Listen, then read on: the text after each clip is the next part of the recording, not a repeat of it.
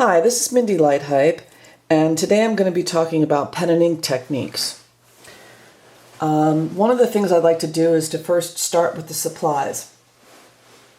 You're going to need a series of pen nibs, and I recommend you using what is called the crow quill pen.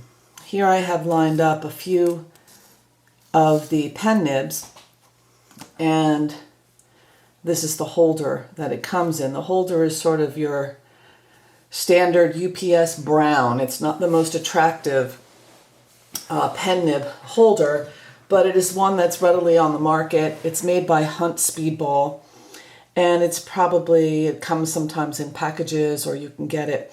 There are actually two types, and if you notice, the actual pen holders look exactly the same. So you will have two that will look almost identical. One will actually have a hole in it on the inside of the tip here, and then another one will actually have like a small round ball on the inside. Where you have the one that has the hole, this pen nib is what you're going to use. If you look, it's completely cylindrical, and so it'll go inside that hole. The one that has the little ball on the inside, you'll use the pen nib where you see a half. The shaft of the pen nib does not go all the way around. So you want to be aware of the fact that depending on the pen nibs that you choose to work with, you're probably going to need two different types of pen holders. Even though they look identical, the end of them is not. Okay, so you want to check that out when you buy them at the store. Another thing that I find is very difficult is to tell what pen nib you're actually working with. They do come in numbers, and the numbers mean something, except that it's very difficult to remember what pen nib number does what. And so one of the things that I have found that is very useful is that rather than trying to remember whether it's a 107 or a 102 or Hunt has its own numbers, and then there are other manufacturers that have their numbers, it's very difficult to figure out exactly which pen nib you're using by the number. So what I've done is I've sort of made the decision that I'm not going to even bother with the numbers, but what I do is what's called a bounce test. And so what I'm going to do is I'm going to zoom in for you here, and I'm going to show you how I decide the flexibility of the nib, and we'll talk about what the flexibility of the nib will do for you. Okay, so here we have a magnification. I've zoomed in with my camera lens, and as you can see, this particular nib, this crow quill nib, is a complete cylinder, and this one is maybe what we'll call like a half moon shape. Okay, now I have this particular pen nib inside the holder, and what I'd like to show you is that what I call the bounce test is that I want to find out how flexible the nib is. When I take this and I press it down, notice how there are two prongs. That's actually the point. And when I put pressure on it, you can see with this particular nib that it splays out quite wide.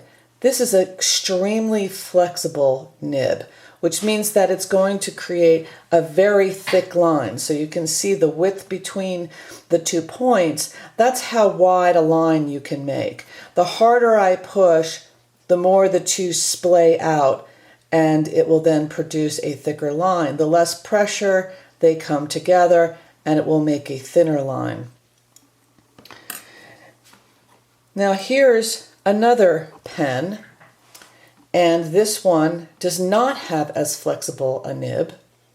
And when I press down on the paper and I splay it out, you can see that the two prongs on the end of the point barely open up. So what I'll do is I'll put these side by side so that you can see what the difference of these would be. I have the same amount of pressure on both, and you can see that the one that's on the right is going to produce a much wider line, and the one on the left will produce a finer line. and that has to do with the amount of pressure that I put down. Okay, then there's another nib, which is very tiny, and you can see in comparison to the other one here. And this one has see how the shape on this particular nib is long, and this one is sort of short. Okay, the triangle the point is a different shape. This one, when I press it down, it does open up also. It has a little bit more spring to it than this one. So this one is really the hardest one, and then I had one that was very, very flexible. Even though these two look identical, there really is a difference between the weight of the line.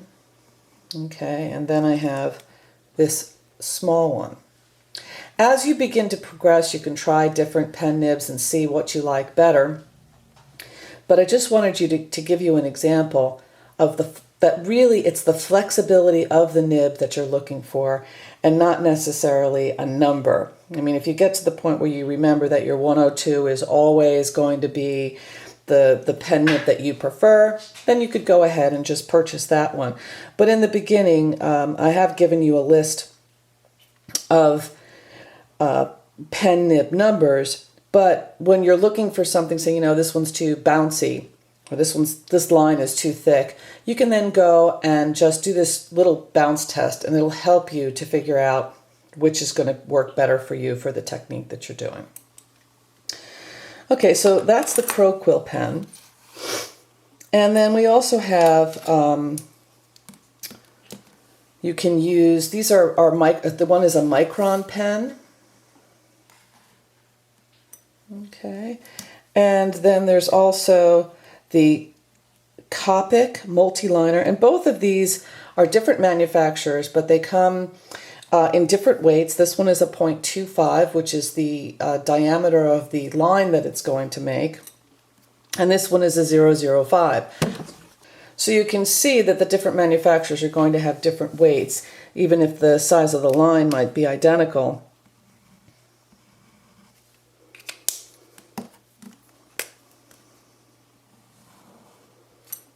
Okay. And then there's also the Rapidograph pen. The Rapidograph pen is a much more expensive pen, and it comes in different pen nibs also. And the number would be right here where the pen nib is. These you must keep very clean, and they're very good for stippling, but I don't know that I would use them for line. Traditionally, they are used for line, but it's more in a drafting situation where you'd be doing drafting drawings, whereas for natural science illustration, the use of thick and thin lines is more, you would not be able to get a thick and thin line from the Rapidograph pen because there's a shaft that's a certain diameter and the ink will only come out that wide, so there's no ability to make a line thicker. So any of these, whether you have the Rapidograph, which could run you probably $25 or more, and then the ink and the nib and all that, or these micron, or these are sort of like magic markers. These are probably around $2.50, $3 per pen. The thing that I do like about them is that they're waterproof, and so the ink is black. And you can also get them in different colors, but for our purposes, we'll be using just black. And the fact that it's waterproof is really what I'm looking for. It means that if you erase, it should stay on the paper and not get lighter.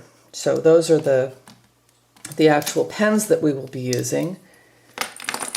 Okay, and then we have the ink. There are several kinds of ink that are on the market. And this one is FW. It's an acrylic ink. This can be used in the Rapidograph pen as well as the Crow Quill pen. And I like it because it has sort of a glossy finish to it when it's done. You can also use Speedball, I think it's called Black Magic or something like that. And that has more of a matte finish. And it really doesn't matter which you use.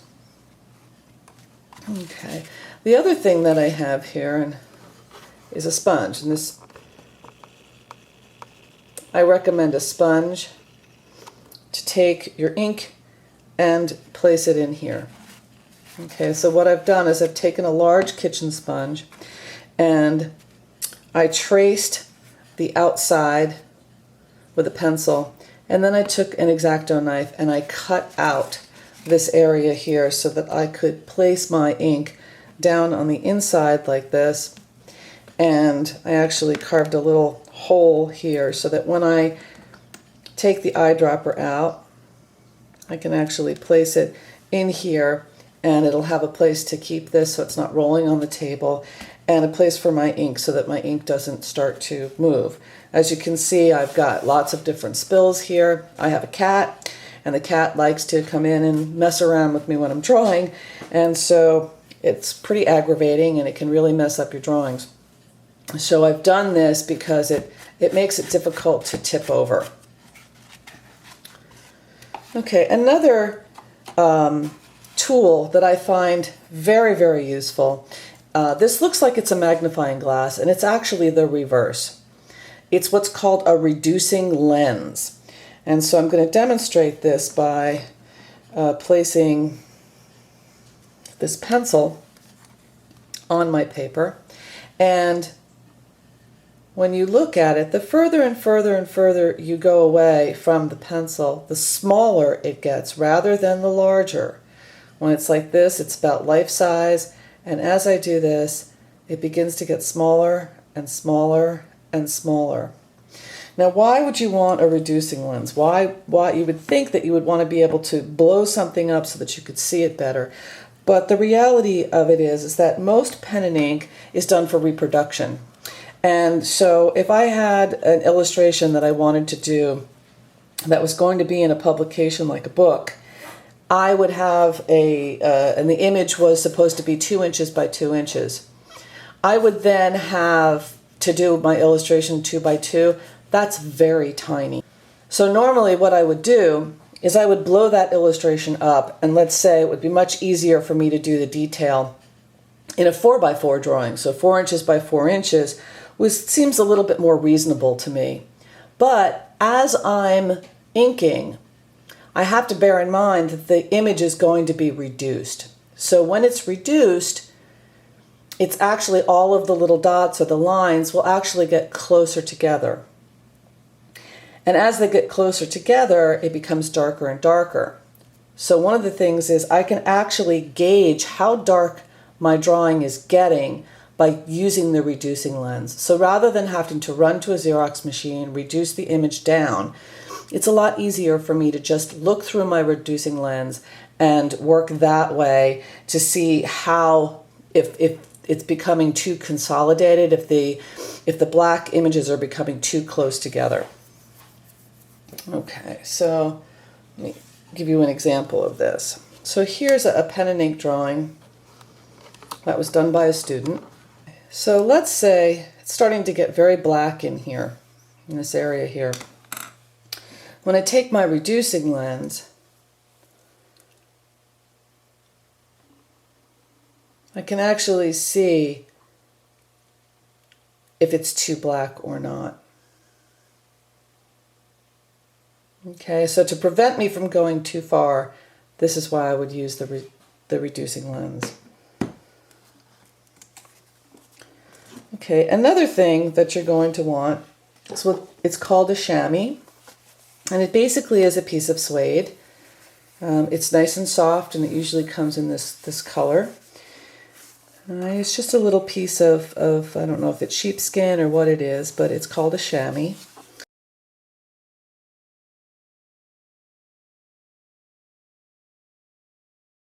This is what a new one would look like if you bought it in the store. It's nice and soft and supple, and it bends and it moves. Okay.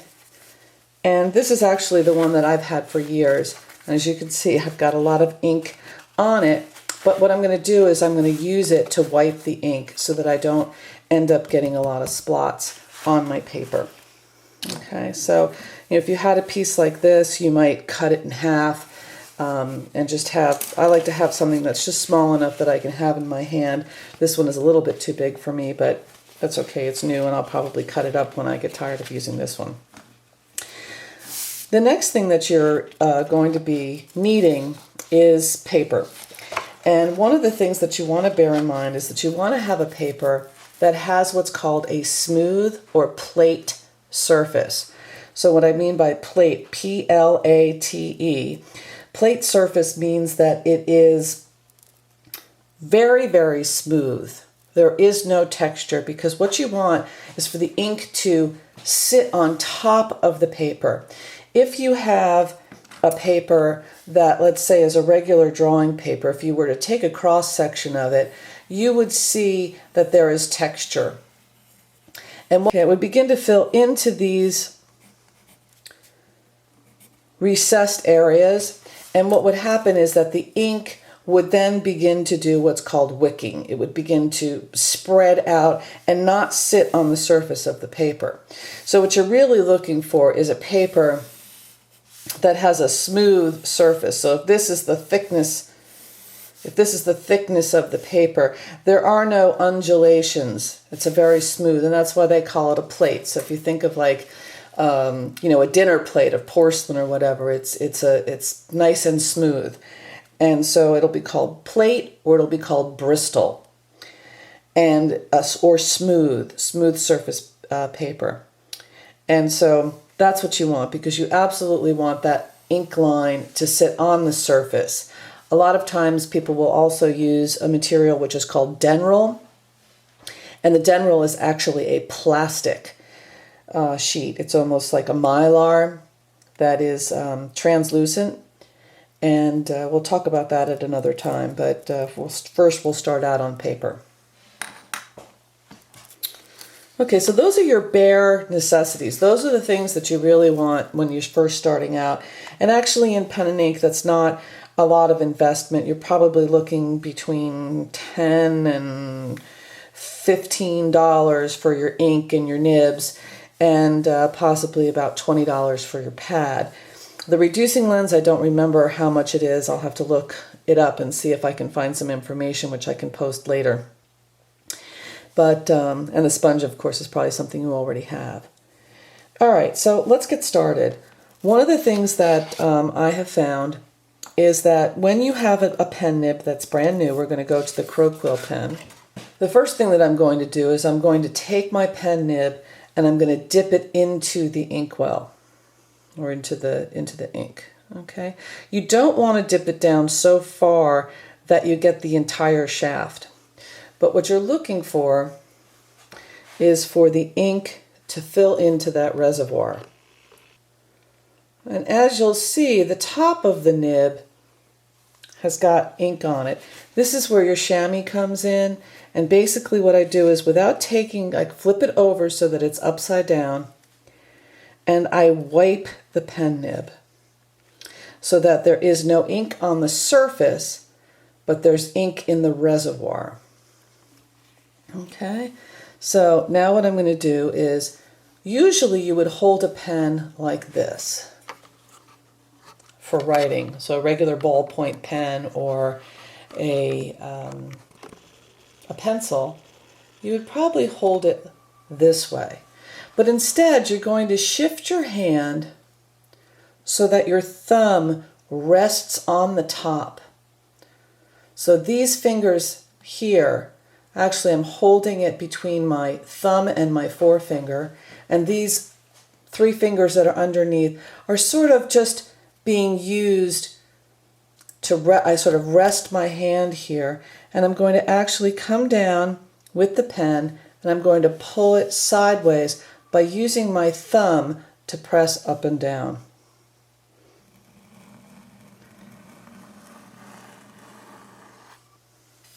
Okay, so what you want to do is you want to practice the weight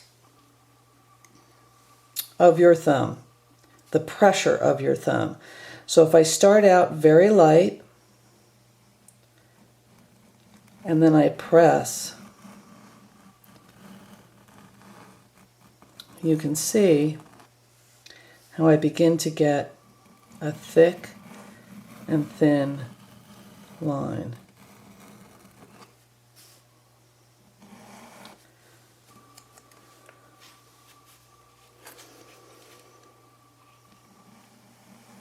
Light pressure consistently all the way through gives me a nice fine line.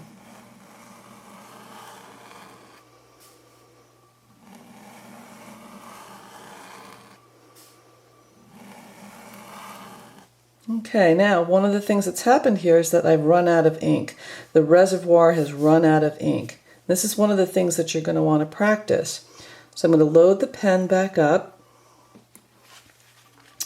wipe it, and rather than starting here, rather than starting right where I left off, I'm actually going to come back in over the top of the line very lightly and then continue. So what you're looking for is a seamless line. If you come in and you go like this, and let's say it runs out, and then you try to come in here, usually what ends up happening is you'll get something like this, and it doesn't match up. So let's say that this was the stem on a rose, or actually a tulip that needed to be real. See how that is skipping? It makes a nice texture and you might want to use it in something else, but it's not going to give you a nice, long, graceful line. So you're going to want to practice starting and stopping and joining. So a thin line, a thick line, a thick and thin line. Okay, I ran out of ink. So you start in here very lightly. Now why can't I draw this way? I don't know if you can hear this.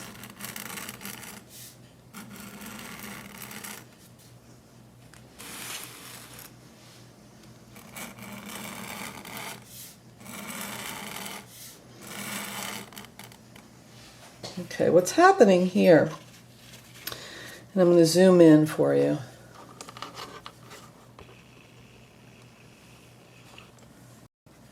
You can see how jagged these lines are, and there's like little bumps, and it really is not a smooth line. If you look up here, these lines are very smooth. You can see the thick and thin. This was all done with the same pen nib. See how this gets kind of choppy and frayed? What's happening is that you have your two prongs on the pen nib. So I'm going to use my fingers to demonstrate this. Okay. When you press, they open up and they need to run parallel to one another. If I go across this way, the pressure of this nib will actually begin to cross over and it'll begin to skip. Okay, if I wanted to make the line go this way, I would turn the pen so that the pen nib flows this way. All right, so you can see, let me show you the difference again. Pressing down, moving across. It's a nice smooth motion. Here,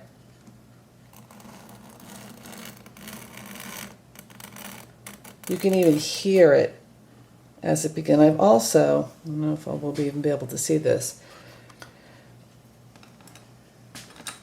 right on the end of the pen nib, right there, is a little tiny piece of paper.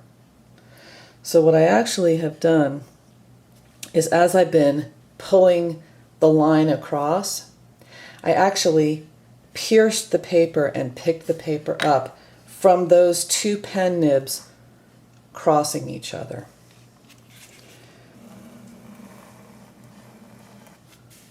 So you want to think of a nice flow. You don't want to go too slow that you begin to wiggle. The slower I go, the more my hand shakes. the faster I go, oops, the faster I go,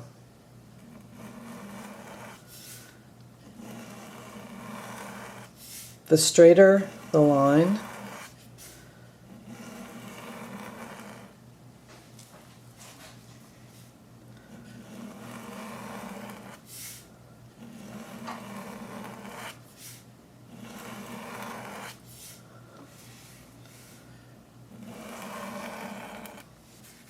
When you're done with your pen nib, the best thing that you can do is you need to get any of the excess ink out of your pen. And all I do is I turn it upside down, wipe any of the excess out, and then I actually fold over the chamois and I use my thumbnail. So you want to make sure that you can get all of the ink out of the pen nib. If you're using a brand new nib that has come out of the box, it's never been used, the chances are it has some residual oil from the manufacturer on top of the stainless. Okay, and in order to get the pen flowing, you can take a lighter and just very lightly go over. Okay, and what that'll do is it'll just lightly burn away any of the oil residue that might be there. If you leave it on too long, the pen nib will become bright red and you may even melt it and then it won't work at all. Okay, so the technique is exactly the same, but this pen nib will give you a much different result. So here I have a much finer line. I'm basically using the same amount of pressure. Not a lot. The more pressure I put on, the thicker my line will be. So right now I'm just sort of practicing fine lines. Let's see, my join was not very good there.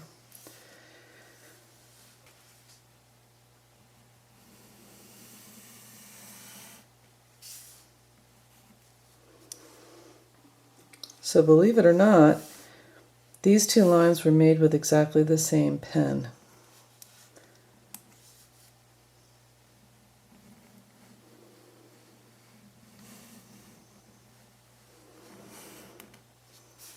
So it's much more dramatic. Okay, here I'm going to use the Copic multi-liner and just show you that I can make lines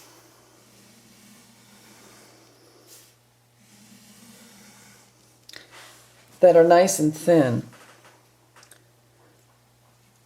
but it's very difficult. Now I'm putting more pressure to make a little bit thicker line, but it's very hard to make a thick and thin line. And that's why, so I'm actually using pressure. It doesn't work. There's no real way to do the thick and thin line. The other thing is that when you're using the crow quill, a lot of times you can see these lines taper out and are thinner. This one actually was blunt at the end because I just stopped abruptly, but you can actually get them to taper, which again gives you a much more graceful line. Okay, there I was able to do it just by almost lifting up into the air.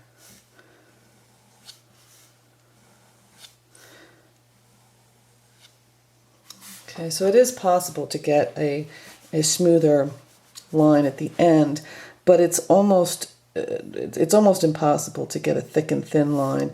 You would have to come in and maybe make the line heavier and then try to taper it out. And it just doesn't seem to have the same grace that this one does. Okay, one of the things that this is good for, it's an excellent use of the paper, is for stippling. And stippling for me is like a jackhammer effect. It's sort of a straight up and down random. So if you have an area that you would like to add tone to, you want the pen to sort of come straight up and down, and you work kind of in a random pattern, because one of the things is that you do not want them to touch. Okay, and I'm going to show you what happens. So right now we kind of have a nice even pattern, and it's by me picking the pen up almost straight up and down. Okay, now what has happened is, see right here, I have these two little dots that are close to each other. As I begin to want to have more tone or a darker tone, I will want to put the dots closer together in order to create form. And notice that I'm kind of still moving around in a random way. As soon as two touch together, I no longer have a dot, I have a blob. So this little area right there, there are two dots that are touching.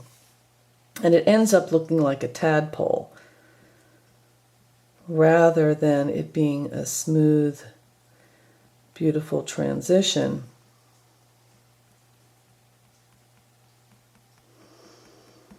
You can also do this technique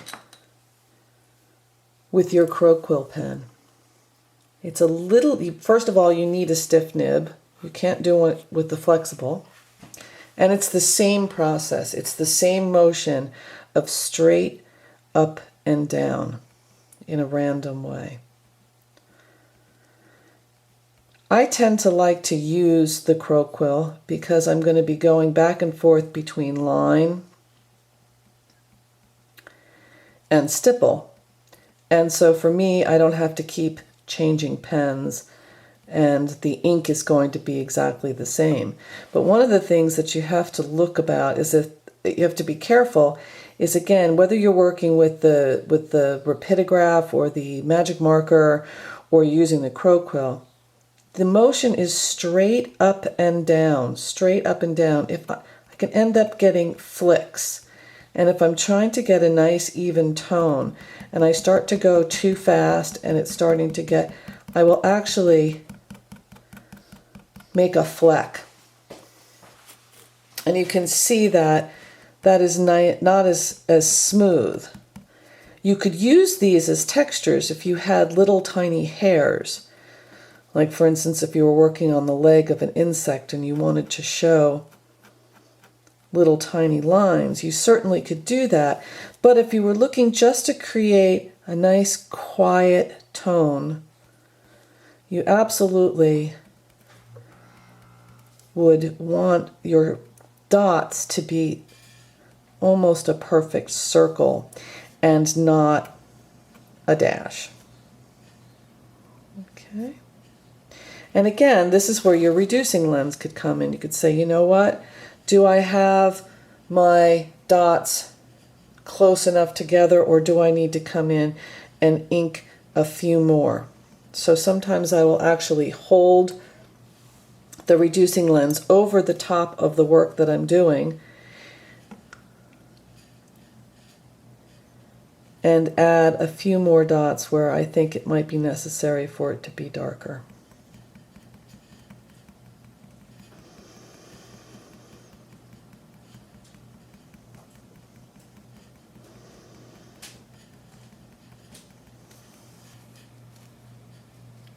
Okay, here is an illustration that was done by a student of mine, and the technique is absolutely spectacular, and so I wanted to share it with you. He has beautifully combined line along with stipple and been able to show form and grace and beauty. So you can basically see where the thick and thin lines have been used, and how stipple has been worked in conjunction with it. So you can actually see, like for instance, right in this area, this is different pigmentation, but it still has form to it. You can still see that the petals are rolling over. You can still see that this is concave and that this is a different color than this. You can see the interior here. So this really is a beautiful, beautifully done piece. And it's just done so graceful and so gentle that I wanted to share this with you. So my suggestion is for your pen and ink techniques are to set yourself up so that you can practice your lines, practice thick and thin lines, thick lines, thin lines, joining, having your line taper at the end rather than abruptly ending, and also to use your stipple to try to create form. You can do a tonal value scale, a small tonal value scale, and go from dark to light or light to dark, jumping in between, and remember keeping random and keeping your dots circular rather than dashes. I hope that this tutorial has been useful for you. If you have any questions, or comments, please leave them. And I'll be happy to answer them for you. This is Mindy Lighthipe. My website is www.botanicalartpainting.com. Please subscribe to my YouTube channel and visit my blog for more art tutorials for botanical art and natural science illustration.